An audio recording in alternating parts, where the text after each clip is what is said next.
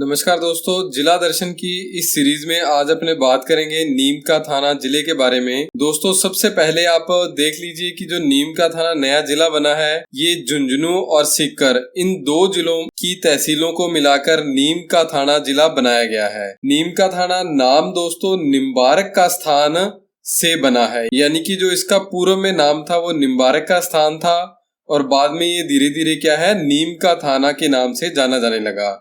निम्बारक दोस्तों एक संप्रदाय है। मध्यकाल में इस संप्रदाय का यह मुख्य स्थान था। चलिए दोस्तों, अब अपने आगे बात करते हैं नीम का थाना जिले के साथ लगने वाली अन्य जिलों और राज्यों की सीमा के बारे में।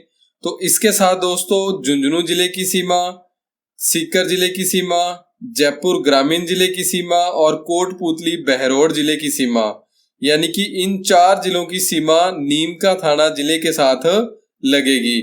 और प्लस में एक राज्य है हरियाणा, इसकी जो सीमा है वो भी क्या है, नीम का थाना जिले के साथ लगने वाली है। तो दोस्तों आप देख सकते हैं कुल 4 जिलों और एक राज्य कौन सा हुआ, हरियाणा के साथ। और जो जिले हैं झुंझुनू, सीकर, जयपुर ग्रामीण, कोटपूतली और बहरौड़, इनके साथ नीम का थाना की सीमा लगेगी। आगे बात करते हैं दोस्तों नीम का थाना से गुजरने वाली कांतली नदी की। दोस्तों कांतली नदी का जो उद्गम है खंडेला की पहाड़ियां सीकर से होता है। सीकर के बाद यह जो नदी है नीम का थाना जिले में प्रवेश करती है और आगे यह झुंझुनू जिले में चली जाती है। जो इसका पानी है दोस्तों कभी कभार जो चूरू जिले की सीमा है वहां तक भी चला जाता है। आंतरिक प्रवाह की पूर्ण बहाव की दृष्टि से सबसे लंबी नदी की बात करें दोस्तों तो कौन सी है, कांतली नदी। आप याद रखिएगा, पूर्ण बहाव की दृष्टि से जो सबसे लंबी नदी है आंतरिक प्रवाह की, कौन सी है, कांतली नदी है। और अगर आंतरिक प्रवाह की दृष्टि से सीधा पूछा जाए तो कौन सी नदी होगी, गग्गर नदी होगी। गग्गर नदी आंतरिक प्रवाह की दृष्टि से सबसे लंबी नदी है। पूर्ण बहाव की दृष्टि से सबसे लंबी कांतली नदी है। तो ये मोस्ट इंपॉर्टेंट, आप इसे याद रखिएगा।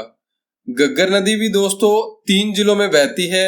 ये हनुमानगढ़, गंगानगर और अनूपगढ़ के बाद आगे ये है पाकिस्तान में चली जाती है। चलिए अब आगे बात करते हैं दोस्तों अपने नीम का थाना जिले के अंतर्गत कौन कौन सी तहसीलें आएंगी। सबसे पहली तहसील तो है इसमें नीम का थाना, दूसरी है श्री माधोपुर और पाटन। ये 3 तहसीलें दोस्तों सीकर जिले से ली गई हैं। और खेतड़ी और उदयपुरवाटी, ये दोनों तहसीलें दोस्तों झुंझुनू जिले से ली गई हैं। तो यानी कि कुल 5 तहसीलें हैं जो नीम का थाना जिले में आएंगी। नीम का थाना जिले के अंतर्गत दोस्तों 4 उपखंड एवं 5 तहसीलें हैं। उपखंड एक है नीम का थाना, इसके अंतर्गत 2 तहसीलें हैं, बस आप ये याद रखिएगा, नीम का थाना और पाटन, ये जो 2 तहसीलें हैं ये एक ही उपखंड के अंतर्गत है। बाकी सभी का क्या है, जो उपखंड है वो अलग अलग है। श्री माधोपुर, उदयपुरवाटी और खेतड़ी, ये जो तीनों है ये क्या है, उपखंड भी है और तहसीलें भी है। ये दोस्तों अपने पढ़ ही लिया है कि झुंझुनू जिले से 2 तहसीलें ली गई हैं, खेतड़ी और उदयपुरवाटी, और सीकर से 3 तहसीलें ली गई हैं, नीम का थाना, पाटन और श्री माधोपुर। नीम का थाना जिला दोस्तों सीकर संभाग के अंतर्गत आएगा। मोस्ट इंपोर्टेंट है, नया संभाग बना है सीकर संभाग, याद रखिएगा कौन से संभाग के अंतर्गत, सीकर संभाग के अंतर्गत आएगा। सीकर संभाग में दोस्तों एक तो सीकर जिला, दूसरा है झुंझुनू जिला, तीसरा होगा चूरू जिला और चौथा होगा इसमें नीम का थाना। यानी कि ये जो 4 जिले हैं सीकर संभाग के अंतर्गत आएंगे, इन्हें भी आप अच्छे से याद रखिएगा। दोस्तों अब अपने सीकर झुंझुनू की बात कर रहे थे तो उनमें से नया जिला निकल कर आया नीम का थाना। अब आप एक चीज और याद रखिएगा, जो खेतड़ी झुंझुनू में से पहले जो अरावली पर्वतमाला निकलती थी राजस्थान से बाहर, वो अब कहां से निकलेगी, खेतड़ी नीम का थाना में से राजस्थान से बाहर जाएगी। आप देख सकते हैं मानचित्र में भी कि यहाँ से ये क्या है, बाहर राजस्थान से चली जाएगी, कहां से, खेतड़ी नीम का थाना से। और जो अरावली पर्वतमाला का जो प्रवेश है वो कहां से होता है, खेड़ ब्रह्मा सिरोही से ये राजस्थान में ये प्रवेश करती है। चलिए आगे बात करते हैं दोस्तों, नीम का थाना जो जिला है ये तांबा जिले के नाम से जाना जाएगा, क्योंकि जो यहाँ पर तांबे की जो सभी खानें थी खेतड़ी और सिंगाड़ा में, वो पहले झुंझुनू जिले के अंतर्गत थी।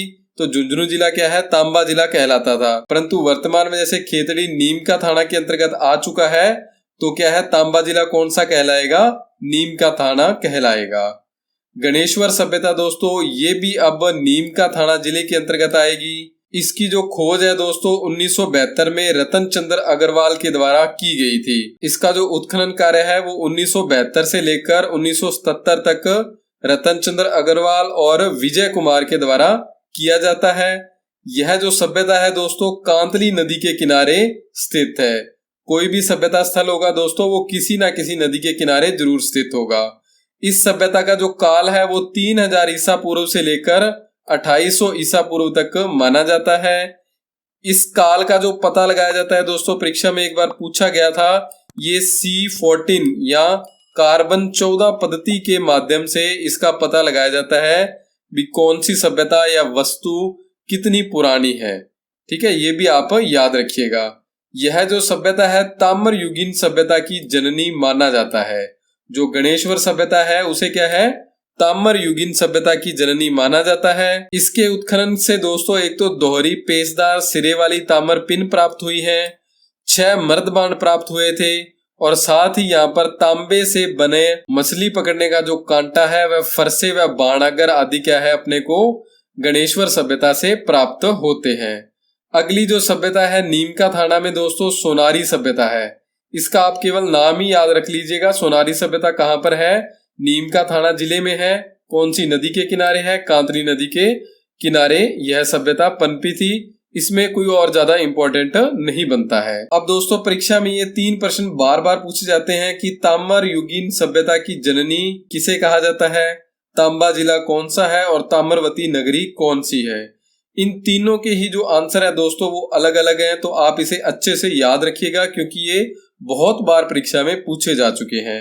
जो ताम्रवती सभ्यताओं की जननी है वो गणेश्वर को कहा जाता है। किसे कहा जाता है, गणेश्वर सभ्यता को ताम्रवती सभ्यताओं की जननी कहा जाता है।